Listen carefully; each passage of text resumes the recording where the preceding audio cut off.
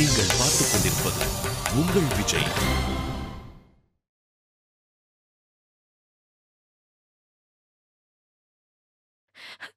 கார்த்திக், சொல்லுங்க.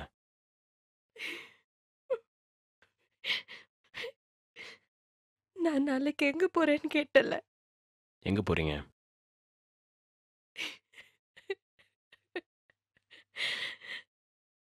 இந்த உலகத்தை விட்டே போறேன். சூசன், விளையாடாதீங்க. நிஜமாதான் கார்த்திக். நான் ஸ்லீப்பிங் பில் சாப்பிட்டேன். சூசன், எங்க இருக்கீங்க? சூசன். என்னாச்சு கார்த்திக்? சூசன், முட்டாள்தனமா எதனா செஞ்சிடாதீங்க. செஞ்சுட்டேன். நீங்க அம்மா கிட்ட போன் கொடுங்க. கார்த்திக், என்னாச்சு? Miss you Karthik. Susan, Susan. Hello Susan.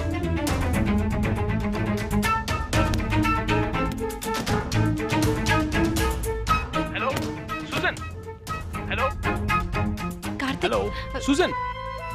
என்னாச்சுன்னு சொல்லு.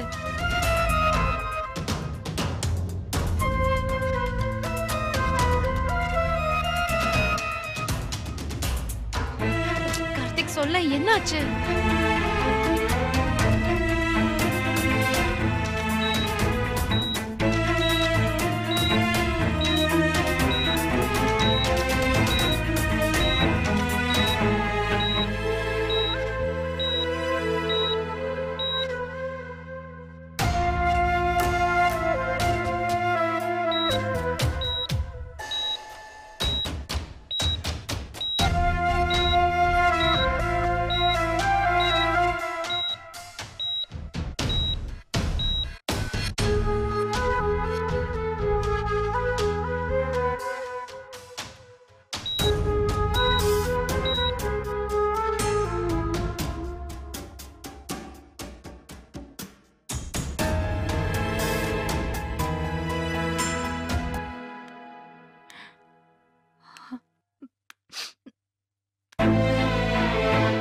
அழாதீங்க ஆண்டி. சூசனுக்கு எதுவும் ஆகாது. எப்பவும் எனக்கு தைரியம் சொல்றவ இந்த மாதிரி ஒரு காரியத்தை பண்ணிட்டாளே. காசு, பணம், வேலை எல்லாம் போனா போகட்டும்.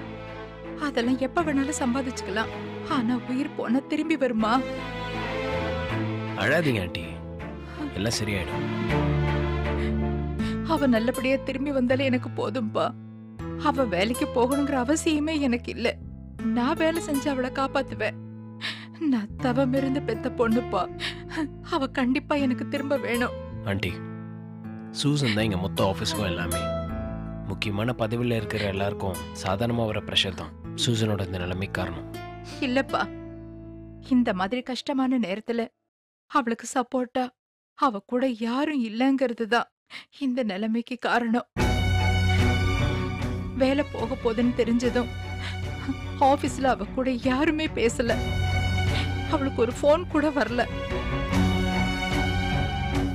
ஆபீஸ்ல அவ எத்தனையோ பேரை வேலைக்கு சேர்த்து விட்டுருக்கா. எத்தனையோ பேர் இவளால அடுத்த லெவலுக்கு போய் நல்லா இருக்காங்க. ஆனா இவளுக்கு ஒரு கஷ்டம்னு வரும்போது அவங்க யாருமே வந்து நிக்கல. அப்படிலாம் இல்லை ஆண்டி. இல்லப்பா, அதுதான் உண்மை. என் பிள்ளை உயிருக்கு போராடிட்டு இருக்கா. ஒருத்தர் கூட வந்து பக்கத்துல நிக்கல. 8 வருஷமா அதே ஆபீஸ்ல வேலை செஞ்சிருக்கா. அவளுக்கு தெரியாத ஆளுங்களே கிடையாது. இன்னைக்கு வந்து நிக்கிறது நீயும் அந்த தம்பியும் தான். எல்லாருக்கும் பயம். எங்க இவள வந்து பார்த்தா ஆபீஸ்ல பிரச்சனை ஆயிடுமோங்கிற அந்த பயம். அவங்க எல்லாருமே சுயநலமா இருக்காங்க. அப்படிலாம் நினைச்சு நீங்க வருத்தப்படாதீங்க. யாரும் தேவையில்ல, நாங்க இருக்கோம். இந்த மாதிரி கஷ்டம் வரும்போதுதான் உண்மையான அன்பு இருக்கிறவங்கள கண்டுபிடிக்க முடியும்னு சொல்லுவாங்க. எனக்கு தெரிஞ்சிடுச்சு. ஆண்டி, எல்லாம் சரியாயிடும் ஆண்டி. அவங்க நல்லபடியா எந்திரிச்சு வரட்டும். அதை தவிர வேற எதை பத்தி நம்ம யோசிக்க வேண்டாம். ஆமாப்பா, எனக்கு என் மக கிடைச்சா போதும். வேற எதுவுமே வேண்டாம். கர்த்தர்கிட்ட நான் அதுக்காக மட்டும்தான் வேண்டிக்கிட்டு இருக்கேன். அவங்களுக்கு ஒன்றும் ஆகாதாண்டி, நான் தான் சொல்றேன்ல. அவங்களுக்கு எல்லாம் சரியாயிடும். நல்லபடியா வருவாங்க பாருங்க. சரிப்பா, நான் கொஞ்சம் கிரவுண்ட் ஃப்ளோர் வரைக்கும் போயிட்டு வரேன். நீ கொஞ்சம் பாத்துக்க. எதுக்கு ஆண்டி? பணம் கட்டணும்னு சொல்லியிருந்தாங்க. கொஞ்சம் டைம் கேட்டுட்டு வந்துடுறேன். இல்லை வேணாம் ஆண்டி, நான் ஏற்கனவே கட்டிட்டேன். மேற்கொண்டு எதுனா தேவைன்னா கூட நான் பார்த்துக்கிறேன். எதுக்குப்பா உனக்கு தேவையில்லாத சிரமம்? பரவாயில்ல ஆண்டி. உனக்கு எப்படி நன்றி சொல்றதுன்னே தெரியலப்பா. ஆண்டி, நான் சூசனுக்கு நிறைய கடமைப்பட்டிருக்கேன். இதெல்லாம் ஒன்றுமே இல்லை, நீங்கள் வருத்தப்படாதீங்க. கர்த்தாவே, எதிர்பார்க்காதவங்க எல்லாம் வந்து உதவி செய்யறாங்க. நீயும் என் குழந்தைய கண்முழிக்க வச்சுட்டன்னா. ஆண்டி, அதெல்லாம் ஒன்றும் ஆகாது, எல்லாம் சரியாயிடும். நான் டாக்டர் கிட்ட பேசிட்டேன். மோஸ்ட்லி எல்லா மாத்திரையும் வெளியே எடுத்துட்டாங்க. அந்த எஃபெக்ட் கொஞ்ச நேரம் இருக்கும்னு சொல்கிறாரு. சீக்கிரமாகவே சரியாயிடும். நீங்கள் வரி பண்ணிக்காதீங்க, நான் பார்த்துக்கிறேன்.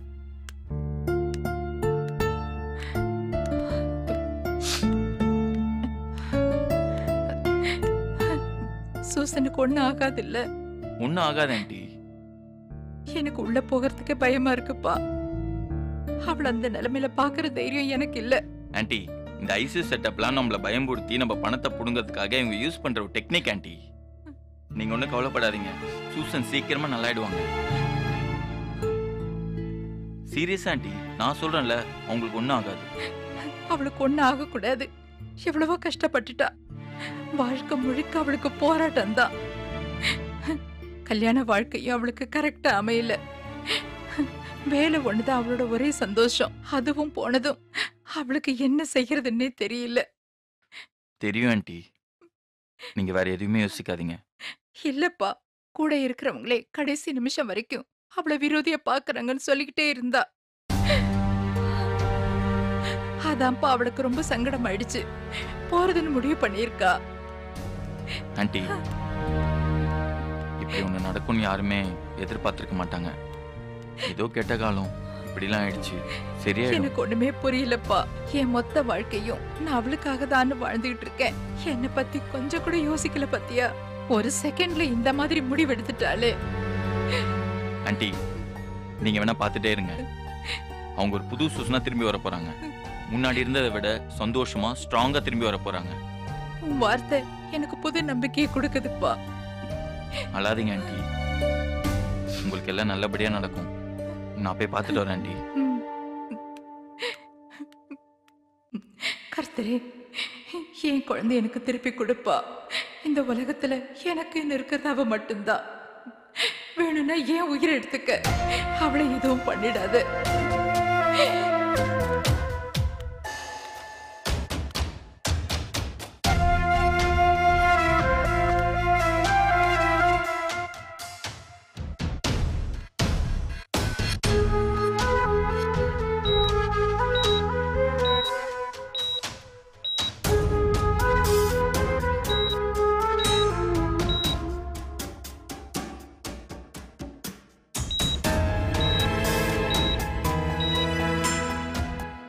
சூசன், எங்களை மன்னிச்சிடுங்க சூசன். நாங்கள் உங்களுக்கு உதவி பண்ணலன்றது எங்களோட தப்பு தான். நீங்கள் ஏஞ்சி வரணும் சூசன். ஏன்டா எனக்கு உதவி பண்ணல நீங்கள் திட்டுறதுக்காவது ஏஞ்சி வரணும் சூசன்.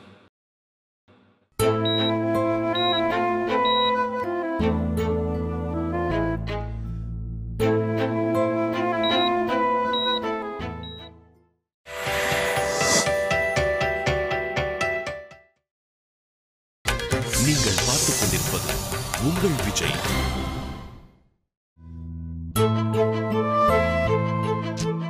இப்படி சைலண்டா இருந்தா என்ன அர்த்தம்? எத்தனை வாட்டி உனக்கு நான் ஹாஸ்பிட்டல்ல இருந்து கால் பண்ணேன், ஏன் அட்டன் பண்ணல? உன்னதான் கேட்கிறேன் லட்சுமி, சூசனை பார்க்கறதுக்கு எதுக்கு ஹாஸ்பிட்டலுக்கு வரல? சூசன் மேல உனக்கு கோவம் இருந்தாலும் அவங்க இந்த நிலைமையில இருக்கும் போது ஹாஸ்பிட்டலுக்கு வந்து ஒரு 8 பார்த்திருக்கலாம். இதுதான் பேசிக் மனிதாபிமானம். நான் வந்து சூசனை பார்த்து என்ன ஆக போகுது? என்ன சொல்ற? அன்னைக்கு அவங்க நம்ம கிட்ட ஹெல்ப் வந்தப்ப பழைய பகைய மனசுல வச்சுக்கிட்டு முடியாதுன்னு சொல்லி அவங்கள காயப்படுத்திட்டோம். இன்டைரக்டா அவங்களோட இந்த முடிவுக்கு நாமளே காரணமாயிட்டு எந்த மூஞ்ச வச்சுக்கிட்டு அவங்கள ஹாஸ்பிட்டல்ல போய் பார்க்க சொல்ற? ஆமால, சாரி லட்சுமி. நான் கூட நீ ஏன் பார்க்க வரலன்னு என் மனசுல உறுத்திக்கிட்டே இருந்தது. சூசன் பாவம் நம்ம கிட்ட ஹெல்ப் கேட்கும் போதே அதை பண்ணிருந்தா அவங்களுக்கு இந்த நிலைமை வந்திருக்காதுல்ல. அவங்களுக்கு இப்படி நடக்கும்னு நினைச்சா நம்ம அவாய்ட் பண்ணோம். அன்னைக்கு நம்ம அப்படி ஒரு முடிவு எடுத்தோம்னா அன்னைக்கு இருந்த சூழ்நிலை அப்படி. அதுக்கு நம்ம என்ன பண்ண முடியும்? நம்மளால இந்த விஷயத்த பண்ணிருக்க முடியும். அதுவும் அவங்க வாயை திறந்து ஹெல்ப் கேட்டப்போ முடியாதுன்னு சொன்னது நினைச்சாலே உறுத்துது எனக்கு. சரி விடு லட்சுமி, நடந்தது நடந்து போச்சு. இப்ப ஏன் அதை பத்தி பேசிக்கிட்டு? ஒன்னும் ஆக போறது இல்லைல்ல. விஷ்ணு, எனக்கு இந்த சூசன் எடுத்த முடிவை நினைச்சா இன்னும் குழப்பமாவே இருக்கு. ஏன்? உனக்கே தெரியும் சூசன் எவ்வளவு கான்ஃபிடென்ட்டான பர்சன். எவ்வளவு பெரிய ப்ராப்ளமா இருந்தாலும் தைரியமா அதை ஃபேஸ் பண்ணக்கூடிய ஆள் அவங்க. அவங்க எப்படி இப்படி சூசைட் அட்டெண்ட் பண்ணாங்க நினைச்சா இப்ப கூட நம்ப முடியல விஷ்ணு. உனக்கு தெரியுமா, ஆபீஸ்ல ஒரு சின்ன போஸ்டிங்ல சேர்ந்து ஹார்ட் ஒர்க் பண்ணி கண்ட்ரி ஹெட் ஆகுறது ஒன்னும் சின்ன விஷயம் கிடையாது. எவ்வளவு பெரிய விஷயத்தெல்லாம் அசால்ட்டா டீல் பண்ணிருக்காங்க. ஒரு சாதாரண விஷயத்துக்கு ஏன் இப்படி ஒரு முடிவு எடுத்திருக்காங்க? மனுஷனோட மனசை புரிஞ்சிக்கவே முடியாது லட்சுமி. பெரிய வீரனா இருப்பான், ஒரு சப்ப காரணத்துக்காக உயிரை விட்டுருப்பான். இந்த மாதிரி எவ்வளவு பெரிய விஷயங்களை பார்த்துருப்போம். பெரிய பதவியில இருக்கிறவங்களாம் இப்படி சின்ன பசங்க மாதிரி சட்டுன்னு இப்படி ஒரு தப்பான முடிவு தான் எடுப்பாங்க. அது எப்படி விஷ்ணு? அறிவாளிங்க இப்படி முட்டாள்தனமா முடிவு எடுக்கிறாங்க. சூசனோட பெர்ஃபார்மன்ஸ பார்த்து நம்ம ஆபீஸ்ல இம்ப்ரெஸ் ஆகாதவங்களே கிடையாது தெரியுமா? ஒரு பொண்ணால இவ்ளோ விஷயத்த பண்ண முடியுமான்னு நான் ரொம்ப ஆச்சரியப்பட்டிருக்கேன். அவங்கள பார்த்து நான் நிறைய கத்துக்கிட்டு இருக்கேன். என்னோட பர்சனல் லைஃப்லயும் சரி, ஆபீஸ் லைஃப்லயும் சரி, சூசன் எப்பவுமே என்னோட ரோல் மாடல் தான். அவங்க உனக்கு மட்டும் இல்ல, ஆஃபீஸில் ஒர்க் பண்ணுற எல்லாருக்கும் அவங்க தான் ரோல் மாடல். எல்லாத்தையும் அசால்ட்டாக டீல் பண்ணுவாங்க. ஆனால் இந்த ப்ராஜெக்ட் ஃபெயிலியருக்கு அவங்க சூசைட் அட்டம் பண்ணது தான் அவங்க வாழ்க்கையில் பண்ண பெரிய மிஸ்டேக். என்னதான் நிறைய பிரச்சனை பண்ணிருந்தாலும் இந்த ப்ராஜெக்ட் விஷயத்துக்காக கடைசியில நம்ம கிட்ட தான் ஹெல்ப்னு வந்து நின்னாங்க. சரி, எதுக்கு அதையே திரும்ப திரும்ப பேசிட்டு இருக்க? எல்லா லைஃப்லேயும் ஒரு அப்ஸ் அண்ட் டவுன்ஸ் இருக்கும். என்னதான் நம்ம ஸ்ட்ராங்கான பர்சனாக இருந்தாலும் வாழ வேணா முடிவு எடுத்துட்டா இப்படி தான் நடக்கும்.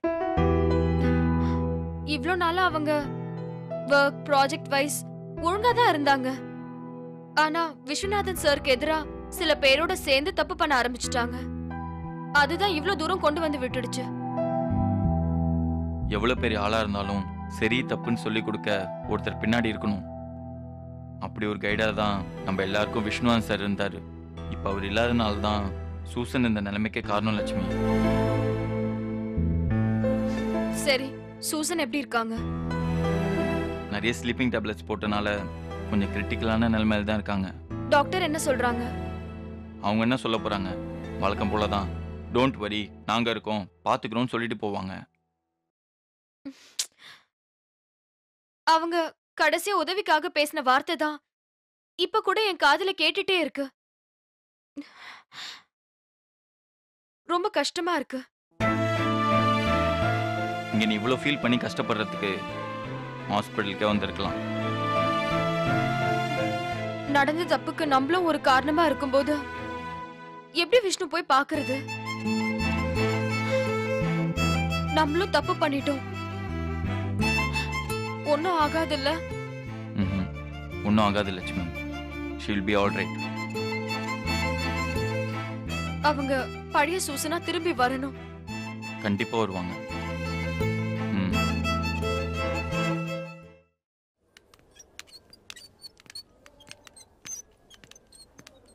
எக்ஸ்கியூஸ் மீ, சூசன் ஒரு பொண்ணு சூசைட் அட்டெண்ட் பண்ணி இங்க சேர்த்திருக்காங்களா? நேரா போனா ஐசியூ வரும், அங்க போய் பாருங்க. Okay thanks. சிஸ்டர், நீங்க ஐசியூல ஒர்க் பண்றீங்க? ஆமா, என்ன வேணும்? இல்ல, சூசன் ஒரு பேஷண்ட். யாரு? சூசைட் கேஸ் தானே? ஆமா. இப்போ எப்படி இருக்காங்க? கொஞ்சம் சீரியஸ் தான். அப்ப பொழைக்க கஷ்டம்ங்கறீங்களா? என்ன சார் இப்படி பேசுறீங்க? என்னங்க, நெருப்பு நான் வாய் சுற்றவா போகுது, அதான் கேட்டேன். சார், நீங்க எதுவா இருந்தாலும் டாக்டர் கிட்ட கேட்டுக்கங்க. கார்த்தி, நீ இங்கே தான் இருக்கியா? சூசன் எப்படி இருக்காங்க? நீங்க இங்க என்ன பண்றீங்க? என்னப்பா இப்படி கேட்டுட்ட?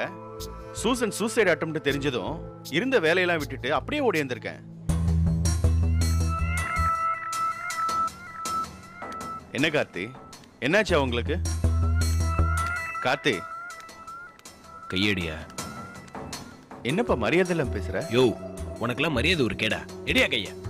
கார்த்தி, வேணாம், மரியாதையை ஓடி போயிரு. செம்ம கடுப்புல இருக்கேன், அடிச்சிட போறேன். என்னடா ரொம்ப ஓவரா பேசுற? யோ போயா வெளியேன்னு சொல்லிட்டு இருக்கேன், சும்மா பேசிட்டு இருக்கேன். போயா. டேய் நீ யாரா என்ன வெளிய போக சொல்றதுக்கு? யோ உன் திருட்டுத்தனம்லாம் தெரியாதுன்னு நினைச்சிட்டு இருக்கியா? பண்றது எல்லாத்தையும் பண்ணிட்டு ஒண்ணுமே தெரியாத மாதிரி வந்து சீன் போடுற. நான் என்னப்பா பண்ணேன்? அவங்க தான் வேலை வேணாம் டிசைட் பண்ணாங்க. டேவிட், இந்த கதைலாம் எவனாவது கை சூப்பிட்டு உட்காந்துட்டு இருப்பான். அவங்க கிட்ட போய் சொல்லு, நீ யாரு, எப்பேற்பட்டவன், எவ்வளவு பெரிய தில்லாலங்கடின்னு எனக்கு தெரியும். கொஞ்சம் கொஞ்சமா சூசனை கொன்னுட்டு இப்போ ஒண்ணுமே தெரியாத மாதிரி பார்க்க வந்திருக்கியா? யோ என்ன அது? ஆப்பிள். அறிவு கட்டவன, ஐசியூல இருக்கிறவங்களுக்கு ஆப்பிள் வாங்கிட்டு வந்திருக்க முட்டாளே. இப்படி முட்டாள்தனமா ஐடியா கொடுத்து தான் என் மொத்த ஆபீஸும் கெடுத்து வச்சிருக்கேன். இத பாருப்பா, தேவையெல்லாம் பேசுற வேலை வேணாம். நான் சூசனை பாக்குறதுக்கு யாருடைய பர்மிஷன் எனக்கு தேவையில்லை. நீ என்ன அண்ணனா இல்ல தம்பியா இல்ல தாலி கட்டின புருஷனா? என்ன பார்க்க வேணாம்னு சொல்றதுக்கு நீ யாரு? நான் யாரா? நீ கேட்டியே, இது எல்லாத்துக்கும் மேலையா? நான் உங்களோட ஃப்ரெண்டு. எனக்கு அவங்க என்னன்றதெல்லாம் விட்டுரு. அவங்களுக்கு நான் எதுவுமே இல்லாதவனாவே இருந்துட்டு போறேன். ஆனா எனக்கு நீ யாருன்னு தெரியும். உன்ன மாதிரி ஒரு ஐயோக்கன்லாம் அவங்கள நான் பார்க்க விட மாட்டேன். மரியாதையா போயிடு. நானும் வந்ததுல இருந்து பார்த்துட்டு இருக்கேன், ரொம்ப ஓவரா பேசிட்டு இருக்க. நான் போவேன், சூசனை போய் பார்ப்பேன். நீ என்ன கிழிக்கிறேன்னு நான் பாக்குறேன். யோ சொல்லிக்கிட்டே இருக்க, நீ பாட்டு போற. டேய் எட்ரா கையா. யோ எட்ரா விடு, கையா. வெளிய போய். எடுப்பா. சண்டை போட்டுக்கிட்டு யோ, விடுங்கப்பா. எட்ரா பண்றது கையா.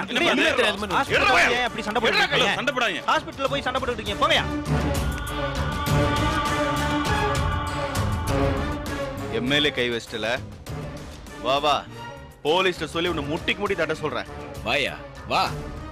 உங்க 2 பேர் மேலதான் கம்ப்ளைண்ட் ஃபைல் ஆயிருக்கு. நீயும் சிஇஓவும் சேர்ந்து தான் சூசனை தற்கொலைக்கு தூண்டிருக்கீங்கன்னு கம்ப்ளைண்ட் கொடுத்துருக்காங்க. என்ன மிரட்டுறியா? உன் உருட்டல் மிரட்டலுக்குலாம் இந்த டேவிட் பயப்பட மாட்டான். யோ வெளியே போயா. போயா வெளியே. ஏய், இந்த ஹாஸ்பிட்டல்ல இருந்து என்ன வெளியே தள்ளுறியா? வேலையை ரிசைன் பண்ணிட்டேங்கிற கொழுப்பு தான்டா இதெல்லாம். உலகம் ரொம்ப சின்னதுடா. நீ எங்க சுத்தினாலும் கடைசியில எங்கிட்ட தான் வந்து நிக்கிற மாதிரி இருக்கும். பிளாட்ஃபார்ம்ல பிச்சை எடுத்தாலும் எடுப்பேனே தவிர உன்கிட்ட எல்லாம் வந்து நிக்க மாட்டேன். அதையும் பார்ப்போம். நானும் இந்த ஊர்ல தானே இருப்பேன். நீ எங்க வேணா இரு, முதல்ல இங்க இருந்து கிளம்பு. உன்னெல்லாம் உள்ள விட்டதே தப்பு. வேணாம் கார்த்தி. நானும் வேணாம் தான் சொல்றேன். கிளம்பியா.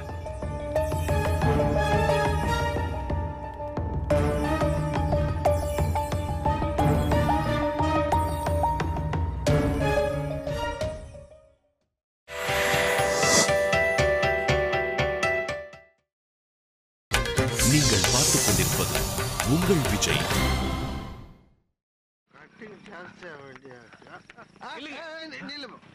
மணி என்னாச்சு? சின்ன மணி 11. சீக்கிரம் வந்துருக்க, கேட்ட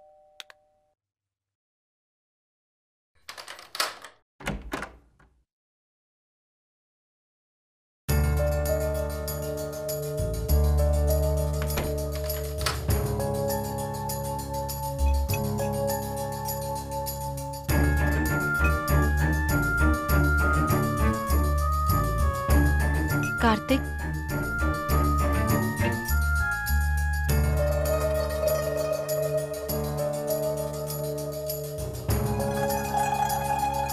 கார்த்திக், சாப்பாடு எடுத்து வச்சிருக்கேன். எனக்கு எதுவும் வேணாம். ப்ளீஸ் கார்த்திக், என் மேல இருக்கிற கோவத்தை ஏன் சாப்பாடு மேல காட்டுற? நீ சாப்பிடலன்னு எனக்கு தெரியும்.